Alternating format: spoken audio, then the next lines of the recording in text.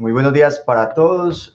Bienvenidos a esta charla donde pretendo hacer un compendio de lo que realmente en la literatura se ha escrito y algo la depuración de puntos importantes y relevantes y críticos en los cuales han surgido muchas dudas sobre el coronavirus, y a través de estos 40 minutos espero transmitirles. Esos son los puntos que vamos a tratar el día de hoy, arrancando desde la definición, hablando de historia de microbiología, diagnóstico, pronóstico, manejo, cómo está el ortopedista y las recomendaciones y algunas conclusiones importantes.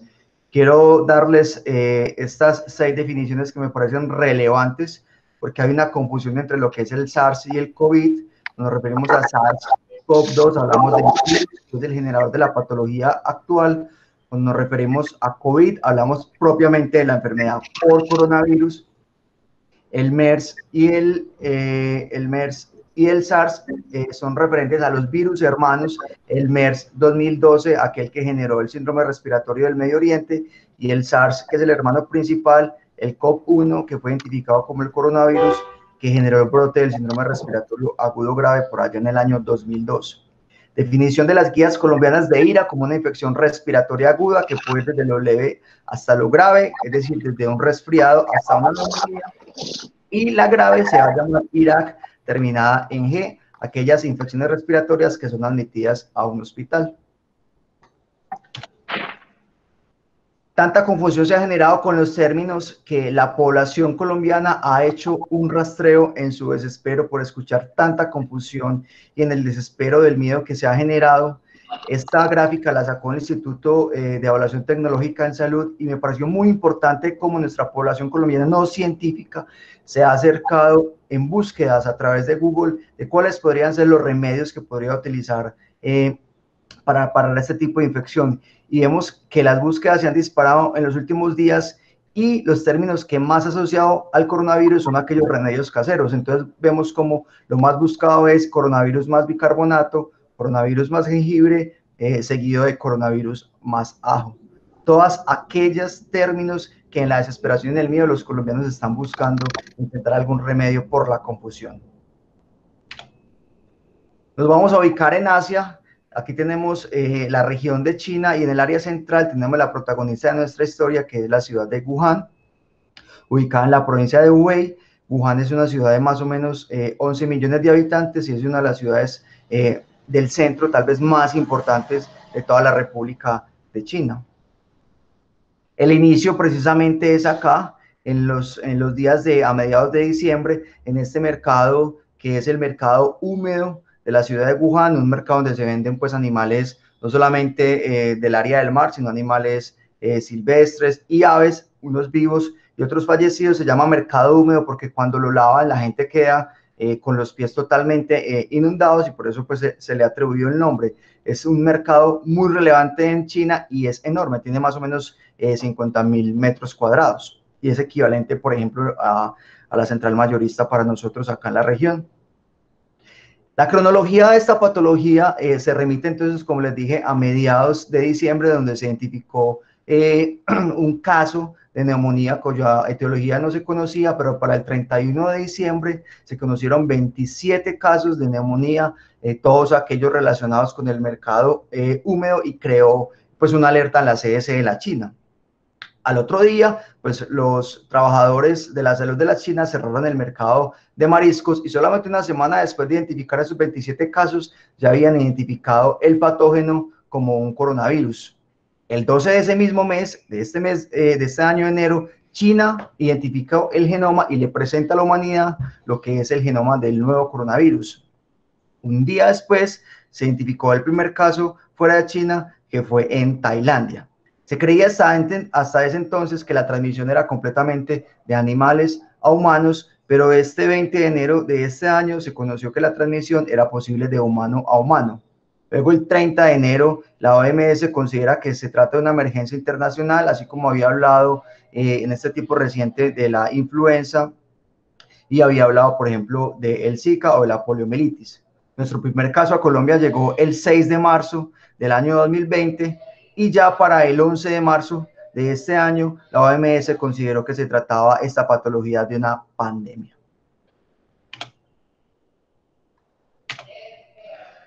De los coronavirus tenemos que saber que no es un virus desconocido para la humanidad. Tenemos que saber simplemente que es un virus RNA de cadena positiva. Es uno de los virus más pesados que se conoce en la humanidad.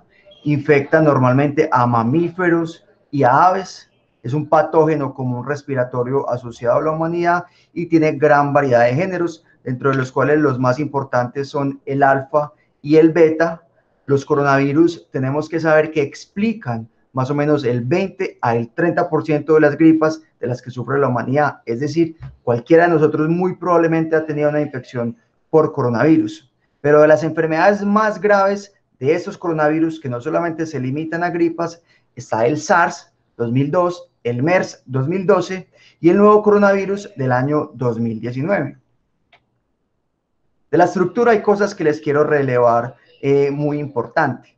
Su estructura es alrededor en forma de espica o de corona solar, por eso el nombre de coronavirus, y esa corona está determinada por la glicoproteína spike o proteína S, que es aquella que va a permitir la unión al receptor ACE dentro del tracto respiratorio. Es un virus RNA positivo envuelto en fosfoproteínas en su nucleocápside, y algunos coronavirus tienen esta proteína que se llama hemaglutinina. Pero es muy importante que este virus, coronavirus 2019, hizo una mutación y esta proteína se dice que la fusionó con la proteína Spike, y eso le genera más virulencia porque entre menos proteínas, más posibilidades de reproductibilidad a mayor velocidad. La patogénesis está determinada entonces por esos receptores AC2 que no solamente están en el tracto respiratorio, sino que están en el tracto digestivo, a nivel renal y a nivel cardiovascular. Aquí vemos cómo la unión se da desde las proteínas Spike con los receptores ACE en un tracto respiratorio. El virus, como todos los virus, dependen de toda la maquinaria de la célula humana para finalmente salir, tomar su membrana y salir al tracto circulatorio. Es muy importante entonces relevar que no solamente los receptores son en el tracto respiratorio, sino en los otros anteriores que les dije, y eso va a explicar por qué los pacientes se pueden afectar no solamente respiratoriamente, sino cardiovascularmente, a nivel renal y a nivel digestivo. ¿Cómo llega al humano? Pues se cree que los protagonistas principales son los murciélagos, quienes son los portadores, pero el virus tiene portadores intermedios que en su mayoría son mamíferos. Se dice que estos portadores intermedios son los que les permite al virus generar unas mutaciones que favorezca su virulencia.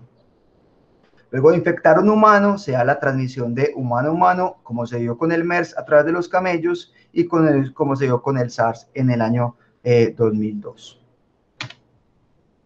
Es muy importante hablar de la contagiosidad y ahí la relevancia del aislamiento. Para hablar de contagiosidad debemos entender lo que es el ritmo reproductivo básico, o R0 o R sub 0. En la serie de China se conoció que el ritmo reproductivo básico alcanzó 2.5, pero en el peor de los casos puede llegar hasta 3.5, lo cual quiere decir que una persona infectada por coronavirus 2019 tiene la capacidad de infectar a 2.5 personas más.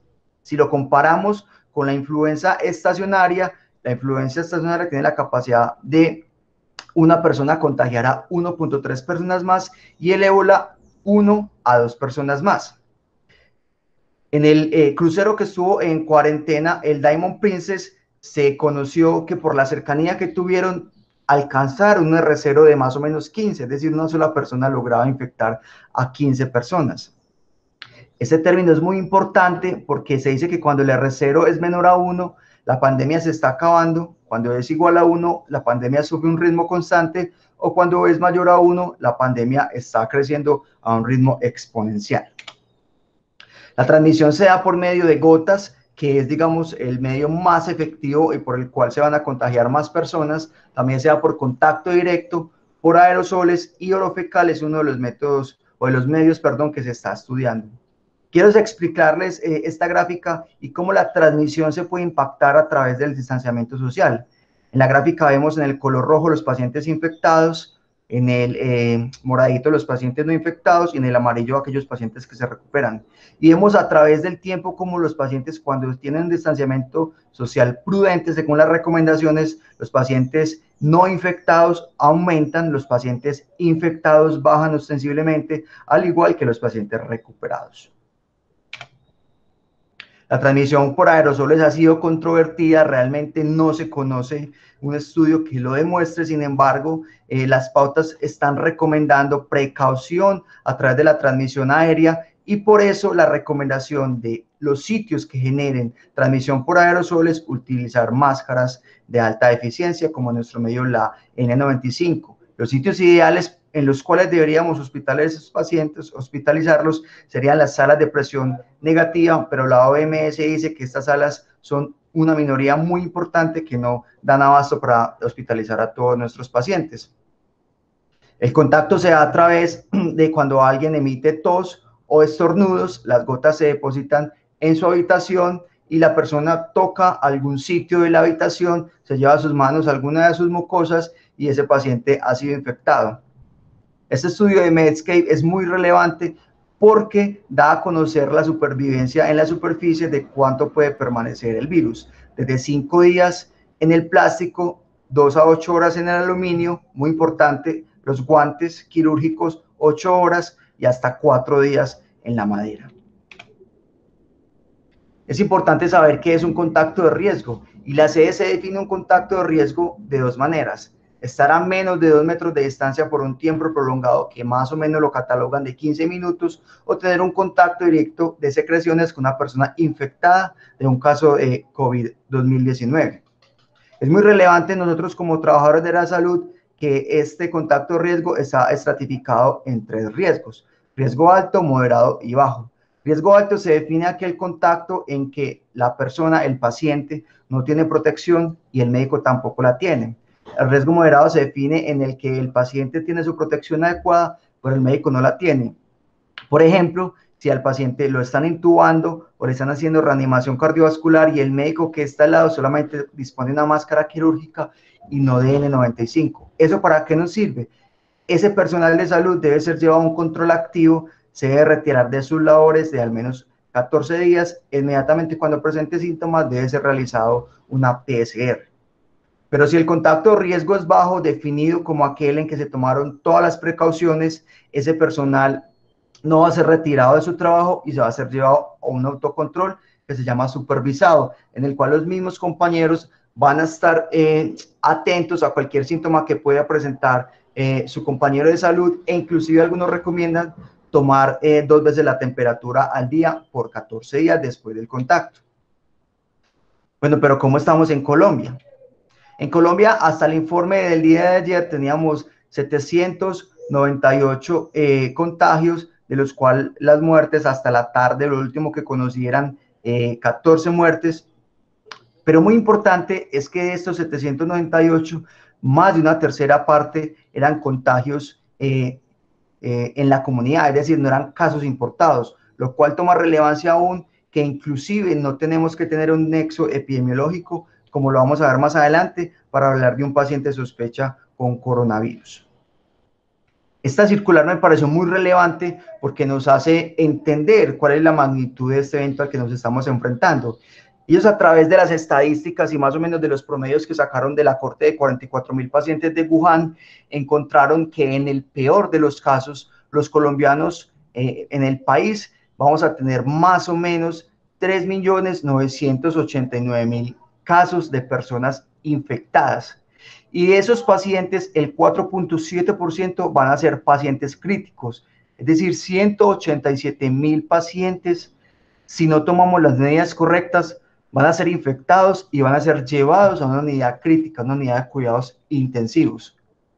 Pero ¿cuál es la importancia de eso? Pues la Sociedad Colombiana de Medicina Crítica y Cuidado Intensivo pues hizo un llamado, pues realmente esos más de 180.000 pacientes no van a tener camas en sitios de UCI. Ellos hablan de un reporte en marzo de 5.346 camas en total en UCI en Colombia, de los cuales el 80% son camas que mantienen ocupadas. De esas, de esas totales 5.300, menos del 10% tienen infraestructura de bioseguridad, es decir, para hacer aislamientos, y menos del 2% cuentan con presión negativa, que sería el mundo ideal. ¿Cómo vamos a hacer el diagnóstico? Pues el diagnóstico parte de una probabilidad pretest a través de la clínica. Digamos que se ha creado una tríada de mayor sensibilidad y relevante. Lo primero es la fiebre con una sensibilidad que supera el 90%. Esto cuando el paciente está hospitalizado, pero es muy importante tener en cuenta que hasta la mitad de los pacientes que se acercan a un servicio de urgencias pueden no tener fiebre, pero la van a desarrollar en el transcurso de su enfermedad. La tos se ha descrito como una tos seca con una sensibilidad aproximada del 80%, y la fatiga le sigue en sensibilidad como hallazgo clínico sintomático. Algunos refieren, digamos, alguna similitud entre fatiga y mialgias. Síntomas gastrointestinales lo pueden presentar hasta el 10% de los pacientes. Primero hacen síntomas gastrointestinales como dolor abdominal o diarrea, y luego presentan síntomas respiratorios, eso por los receptores que presentan a nivel del tracto digestivo por los AC2. Es muy importante, sobre todo con nuestros pacientes mayores, que estos van a presentar algo que llaman hipoxemia silenciosa, y es que se ha visto que cuando esos pacientes llegaban al servicio de urgencias no presentaban disnea, decían sentirse bien, pero cuando le tomaban gases arteriales o saturación arterial presentaban hipoxemia. Por eso se le daba el nombre entonces de hipoxemia silenciosa. Y el examen físico realmente no es para nada específico respecto a otros virus o a otras patologías respiratorias. En cuanto a las imágenes, pues esta no es una charla de radiología, pero les quiero dar dos mensajes importantes. Que cuando ustedes piensen en coronavirus, ya sea una tomografía o una radiología, piensen que el hallazgo más sensible van a ser opacidades en vidrio esmerilado, que característicamente van a ser periféricas, y los lóbulos basales van a ser en la mayoría de los casos bilaterales, esto con una sensibilidad mayor al 90%, y son hallazgos que se van a ver tanto en la radiografía como en la tomografía. Entonces, vidrio esmerilado periférico basal es el hallazgo más sensible en lóbulos inferiores. Hallazgos menos probables que nos van a decir un poco menos en pensar en otra patología: el engrosamiento pleural, el derrame pleural y las linfoadenopatías. En cuanto a los paraclínicos, pues hay determinado en las series de cortes cuáles serían los paraclínicos que nos van a ser más relevantes, pues nos van a decir que el paciente está más o menos enfermo. Estas dos cortes de pacientes, una de JAMA y la otra de Lancet, en los cuales seguían a los pacientes y veían cuáles pacientes más enfermos tenían mejores hallazgos dentro de paraclínicos, nos decían que los pacientes linfopénicos, es decir, con linfocitos totales menos de 800, con una LDH mayor de 350, con un dímero D mayor de 1000, con una ferritina más de 300, una troponina positiva y una ALT elevada. Estos pacientes tienen peor pronóstico. Por eso es muy importante que cuando nos enfrentemos a un paciente y veamos la batería de exámenes que se le piden normalmente, tengamos relevancia en estos exámenes, pues son factores de mal pronóstico. En cuanto a las pruebas diagnósticas, la PCR o las pruebas diagnósticas genómicas, digamos que hasta ahora es el gold estándar recomendado por la CDC. Se recomienda una recolección de la muestra nasofaríngea, o digamos hay otros sitios que están recomendados, que son las pruebas nasales, el esputo o el lavado broncoalveolar. Digamos que el lavado es el que tiene mayor sensibilidad, con una sensibilidad del 93%, pero no está recomendado de rutina, sino cuando hay sospecha otras patologías. La sensibilidad nasal oscila entre el 63 y el 70%, es decir, no es la prueba más sensible, y por eso se dice que ante una prueba negativa con una persistencia de la sospecha clínica es indicativo repetir la prueba. El mapa de laboratorios inicialmente en Colombia estaba centralizado en Bogotá, pero para el día de hoy tenemos entre 4 y 5, porque la Universidad Nacional aquí de Medellín va a abrir la posibilidad de hacer laboratorios, y se estima que entre la Universidad de Antioquia y la Nacional se podrían hacer entre 3.000 pruebas más o menos diarias, es el estimado que se espera. La progresión de la enfermedad a través de los días va de un estadio inicial como un resfriado común, pasando luego por la hipoxemia, y luego, donde la viremia baja, desde la hipoxemia va a empezar la respuesta inflamatoria, que es la responsable de la mortalidad. Es más del 90% de los casos cuando el paciente desarrolla un SDRA.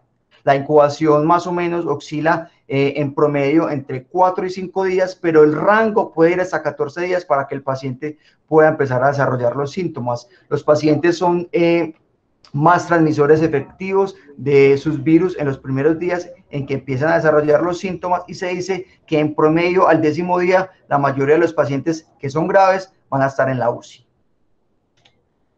El pronóstico va a depender no solamente de la edad, como se ha conocido en los reportes de las cortes clásicas que hemos conocido estos días, sino de sus patologías o de sus comorbilidades. Esta corte de 44.000 casos en Wuhan nos enseñó que la mortalidad de los pacientes llegaba al 10.5% cuando tenían patología cardiovascular, además asociado a su diabetes, neumopatía crónica o hipertensión arterial. Una de las teorías es que estos pacientes con neumopatía, con diabetes o con enfermedad cardiovascular tienen la posibilidad de tener sobreexpresión de receptores y por tanto permitir más entrada del virus a sus células. La mortalidad que se ha conocido clásicamente en los libros o en la literatura de revisión oscila más o menos el 2.55%. Es una mortalidad que es 4 a 5 veces más alta que la influenza estacionaria que nos compete a todos desde hace muchos años, que oscila la mortalidad de la influenza en 0.5%. La mortalidad del coronavirus es 4 veces más. Sin embargo, la Universidad de Johns Hopkins nos ha mostrado que la mortalidad actual ha subido por los países europeos, Italia, España, hasta el 4.8%, conociéndose mortalidad inclusive en población más joven. Entonces, si nos enfrentamos a un caso sospechoso de SARS-CoV-2, tenemos que saber si el paciente es sintomático o asintomático. Si el paciente es sintomático, va a ser un seguimiento ambulatorio. Perdón, si el paciente es asintomático, va a seguir un seguimiento ambulatorio. Si el paciente es sintomático, se le va a realizar una PCR. Si la PCR es positiva, pues es un caso confirmado. Si la PCR es negativa, pero la sospecha es alta de que el paciente se trate de un COVID-2019, a las 72 horas le deberíamos repetir esa PCR, y si es positiva, nos confirma el diagnóstico, y si es negativa, nos descarta el diagnóstico. Dentro de las complicaciones, tenemos complicaciones que pasan por la neumonía y por el SRA, que explica la mortalidad en un 90%. La sepsis, porque vimos que más o menos después de la semana y entre el 10º día va a bajar la viremia, pero va a empezar la respuesta inflamatoria, que realmente es lo que va a llevar a una sepsis al paciente. La lesión renal aguda por los receptores ACE que hay en el riñón, y la disfunción cardíaca por los receptores ACE que hay en el corazón, y vemos que un paciente con coronavirus y troponinas positivas realmente tiene en la curva de Kaplan-Meier que se ha representado una menor supervivencia, es decir, una mayor mortalidad. Dentro del manejo debemos entender que no existe una terapia antiviral específica, a pesar de todos los estudios adelantados, observacionales, eso sí, que se ha llevado hasta el día de hoy. El tratamiento básicamente se basa en un tratamiento de soporte pulmonar, porque, como les dije, más del 90% de esos pacientes va a fallecer por un SDRA. Y aquí les quiero hacer un llamado de atención. Cuando nos vamos a enfrentar a un paciente en la reanimación con coronavirus, es muy importante tener precaución con los líquidos, porque el balance positivo de los líquidos es un marcador de mortalidad independiente en SDRA. Las morbilidades asociadas es muy importante, pues porque van a marcar cada una de esas patologías, deben ser tratadas, es decir, su neumopatía, su enfermedad cardiovascular, su diabetes, pues porque eso va a marcar mortalidad, y eso implica entonces un manejo de su morbilidad. Las infecciones concomitantes, pues esos pacientes frecuentemente se pueden infectar por bacterias, hacer neumonías bacterianas, o otro tipo de neumonías virales como la influenza, hasta en un 5%. Y como les dije, existen unos medicamentos en estudio, de los cuales solo les quiero hacer uno de relevancia, que es una de las dudas que más se ha generado, y son los antimaláricos, y cómo los antimaláricos pueden generar impacto en este virus. Pues aquí, cuando el virus hace endocitosis y entra a la célula, necesita que cuando haya la endocitosis, este pH sea un pH ácido. Lo que hace la cloroquina o lo que hace la hidroxicloroquina es aumentar este pH y favorecer que el virus pueda ser transmitido desde la endocitosis al núcleo y hacer todo su ciclo reproductivo. Existe también el remdesivir, el lopinavir, que es el Kaletra, y la terapia a través de los anticuerpos, pero realmente la evidencia hasta ahora no respalda mucho estos medicamentos. Si ustedes tienen un posible COVID en su consulta, cuando ustedes se enfrenten, ustedes tienen que pensar qué van a hacer. Lo primero es que se van a enfrentar a un paciente, ustedes con todo el equipo de protección, de lo cual vamos a hablar algo enseguida, y preguntarle por la historia de viajes, la convivencia con pacientes con sospecha de SARS-CoV-2 y el oficio del paciente, si es un oficio de alto riesgo para contraer la infección. Van a solicitar inicialmente 2 paraclínicos, una PCR para ese paciente y una imagen que va a ser siempre inicialmente una radiografía portátil. Es muy importante que el estudio imaginológico del COVID-2019 va a ser a través de una radiografía portátil y no llevar al paciente a radiología y menos solicitar inicialmente una tomografía que tiene sus indicaciones específicas. Y el tratamiento va a ser iniciado como un tratamiento de soporte. En cuanto a los pacientes asintomáticos, estos toman mucha relevancia para la transmisibilidad, pues los pacientes asintomáticos tienen la capacidad no solamente de transmitir el virus, sino de tener síntomas, perdón, de tener hallazgos de laboratorio y hallazgos imaginológicos. Se ha visto que hasta un 20 a un 30% de los pacientes que son asintomáticos pueden tener hallazgos positivos en la tomografía. Cuando hubo la cuarentena en el crucero, el Diamond Princess, que era un crucero que tenía más o menos 3.700 pasajeros, de los cuales más o menos 700 salió positivo para el coronavirus, aproximadamente el 30%, es decir, 3 de cada 10 de esos pacientes no tenían síntomas y salieron positivos. Es decir, tenían la capacidad ya de transmitir el virus. En Colombia se han creado 5 criterios para los cuales sospechar esta patología. El caso 1 es el paciente con un IRAC, es decir, una infección respiratoria aguda grave, que ya la definimos, pero además tiene una historia de viaje en uno de los países de los cuales clásicamente conocemos circulación del nuevo coronavirus en los 14 días previos. Que sea un trabajador de la salud y que haya tenido contacto con un caso confirmado o que haya tenido un contacto estrecho con un COVID-2019 en los 14 días previos. Ese es el caso 1. El caso 2 es el paciente que tiene los síntomas clásicos, es decir, fiebre, tos y fatiga, y además tiene los 3 anteriores, una historia de viajes, que sea trabajador de la salud y tuvo contacto, o aquel contacto estrecho que no sea trabajador de la salud, pero que haya tenido un contacto estrecho con un paciente COVID-2019 en los últimos 14 días.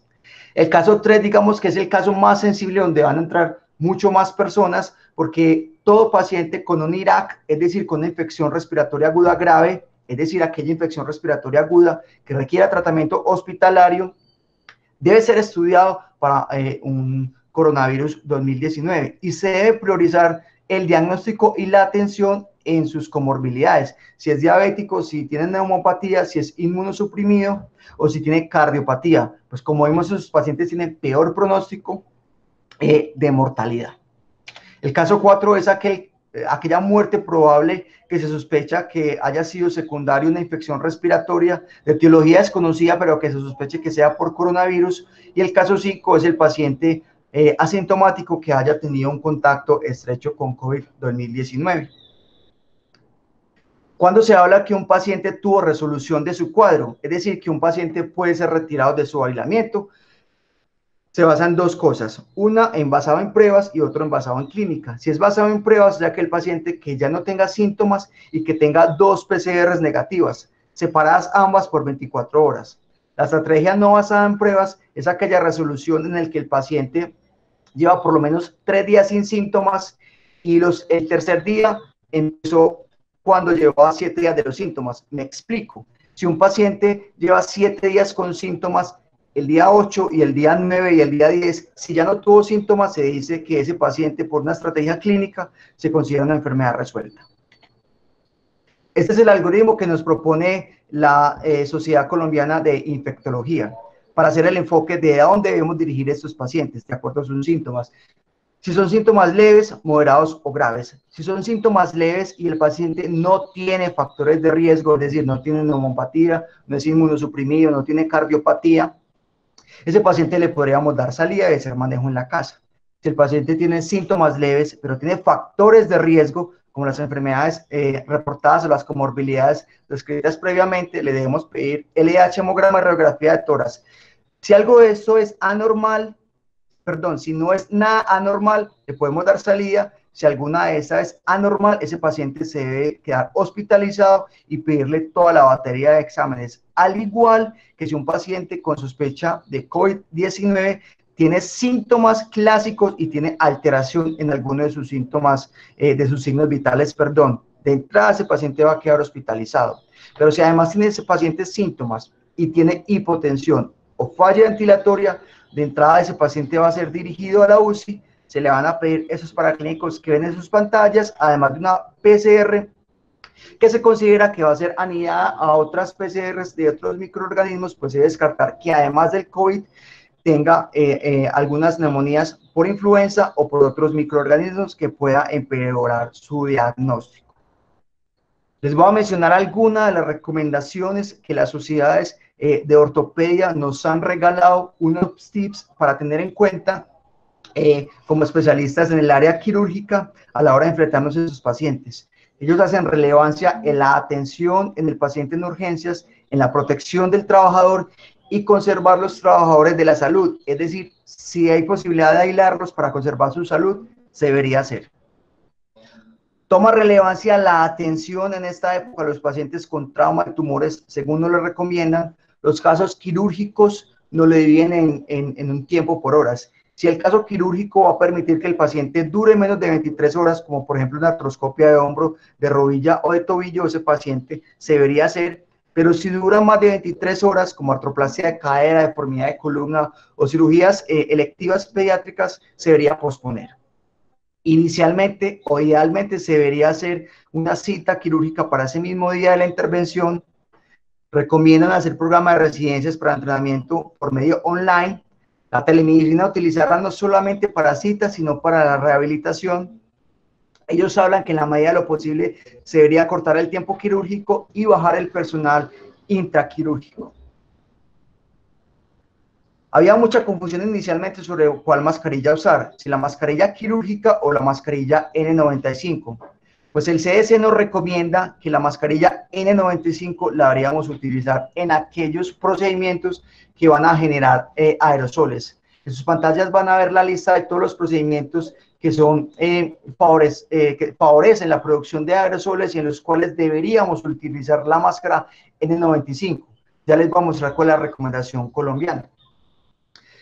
En sus pantallas les quiero ilustrar cuál es el protocolo que van a encontrar ustedes cuando van a ver un paciente con COVID-19 y lleguen al hospital San Vicente y afuera va a estar pegada esta imagen. Lo primero que les recomienda es cómo vestirse. Entonces les dice que lo primero que van a hacer es ponerse una mascarilla N95, luego se van a poner el gorro, luego la bata manga larga y se van a poner 2 pares de guantes. Van a entrar a la habitación. En la habitación van a ver colgada la careta.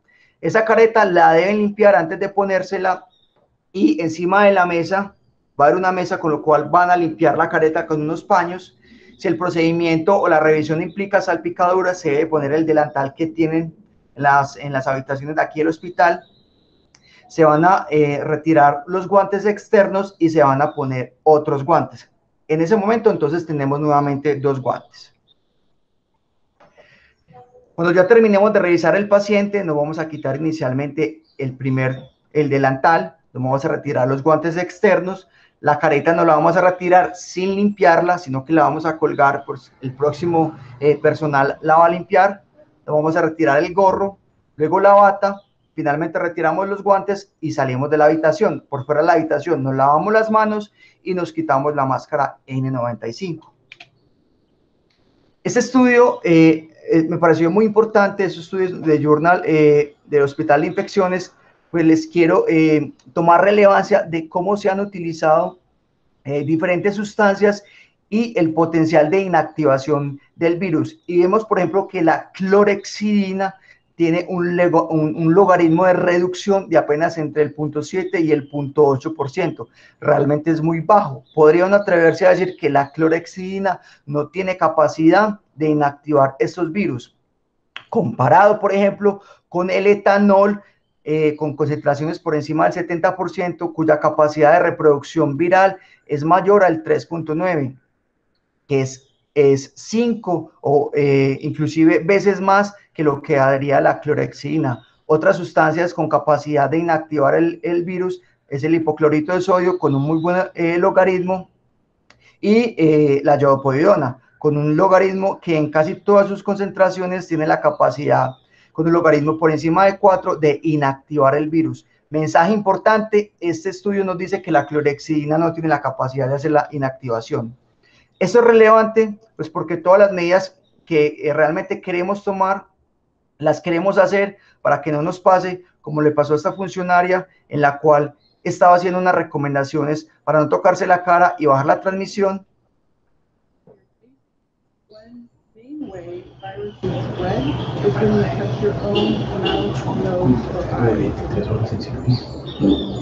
Ya lo voy a decir, profe. Estas son las recomendaciones para equipos de protección personal que nos recomienda la guía colombiana, y para los procedimientos quirúrgicos nos dicen ellos que deberíamos tener todos esos dispositivos. Ellos dicen que a pesar de que nosotros, por ejemplo, no estemos en el momento de la intubación, que tiene alto riesgo de aerosoles, incluso estando el paciente intubado, el riesgo es desconocido y no se debería asumir, y ellos recomiendan que para todo procedimiento quirúrgico debemos tener una máscara N95, además del visor, la careta, las monogafas, la bata, el vestido quirúrgico por debajo, los guantes estériles, el gorro y finalmente las polainas. Esta guía de la NHS, que les voy a dar algunos tips ya para ir terminando, y nos dice esta intensivista que los cirujanos, los urólogos y los ortopedistas solo somos médicos que de repente formamos parte de este tsunami que nos ha abrumado. Ellos nos dicen que dentro del manejo hospitalario es muy importante el apoyo entre operadores, no solamente desde el punto de vista operativo, sino psicológico, porque se ha visto el desgaste que ha generado esta patología. Las conferencias online, muy importante para darle espacio a la academia y hablar cómo está el tema y la logística en el hospital donde estemos laborando. Iniciar o tramitar la rehabilitación electiva en la medida lo posible, hacerlo por telemedicina, y tener claro en el contacto con el anestesiólogo cuáles son los contactos o las maniobras que va a realizar el anestesiólogo que tienen mayor riesgo de generar aerosoles para ustedes dentro del quirófano. Dentro del manejo operativo, ellos dicen que se deberían valorar las posibilidades de un manejo no quirúrgico. Recomiendan la atención no quirúrgica, pues esto va a disminuir la carga hospitalaria, y la operativa, en la medida de lo posible, proteger al individuo, y dicen que aquel operario que no sea realmente indispensable en un momento de contingencia no debería estar en el hospital, y somos responsables todos de liberar camas para los casos más urgentes. Dentro de los aportes diarios, ellos hablan que es nuestra responsabilidad admitir o hacer admisiones innecesarias de pacientes que no sean en una condición sine qua non, que van a estar hospitalizados, pues esto va a permitir mayor camas libres para los casos pues más urgentes. El primer contacto lo recomiendan que los cirujanos ortopédicos hagan una contribución importante depurando o haciendo una limpieza de los servicios de urgencias de los casos que no son realmente urgentes, hacer un triaje al frente de la puerta. Ellos lo recomiendan para el personal que hace triaje, y lo dicen que si uno ve realmente que el paciente tenga una lesión que sea visible, pues no habría necesidad de hacer un contacto directo, sino de una vez triaje y mandarlo para el sitio de urgencias sin que entre al consultorio de triaje. Continuar eso sí con los equipos de trauma, evitar las asistencias improductivas al hospital, y considere cuando sea apropiado el uso de férulas más que de yesos circulares. Esto con el fin que el mismo paciente se pueda retirar su inmovilización y evitar que el paciente permanezca por largo tiempo con yesos circulares. Y recomiendan además limitar el uso del tomógrafo y hacerlo solamente cuando sea estrictamente necesario. Nos vaya a cambiar una conducta, pues la mayoría de los casos, la contingencia, el tomógrafo va a ser utilizado para los pacientes con COVID-19. Para terminar, estas recomendaciones cuando se enfrenten ustedes ante una parada cardíaca de un paciente con sospecha de COVID-19. Importante, no vayan a hacer ventilación bolsa máscara, pues le genera alto riesgo para ustedes de generar aerosoles. Nunca vayan a iniciar una reanimación si los equipos básicos de seguridad, pues está escrito que la seguridad es primero de ustedes que la reanimación. El acceso de la vía aérea debe ser llevado por el personal que se considere vaya a generar un mejor intento, que en muchos casos puede ser ustedes, pues va a ser el personal más entrenado de ese sitio. Hacer una asignación previa de roles y recomienda siempre hacer simulación, pues es una situación de estrés que tiene algunas diferencias con respecto a la reanimación a la que muchos nos hemos enfrentado diariamente. Mis 3 conclusiones después de esta revisión es que el COVID-19 es una patología que compete a los médicos de cualquier especialidad. Pues estamos viviendo una pandemia y realmente debemos ser conscientes de eso. Es responsabilidad de todos generar atención segura, amorosa y de calidad. El SARS-CoV-2 no discrimina ni a tu familia ni a la mía.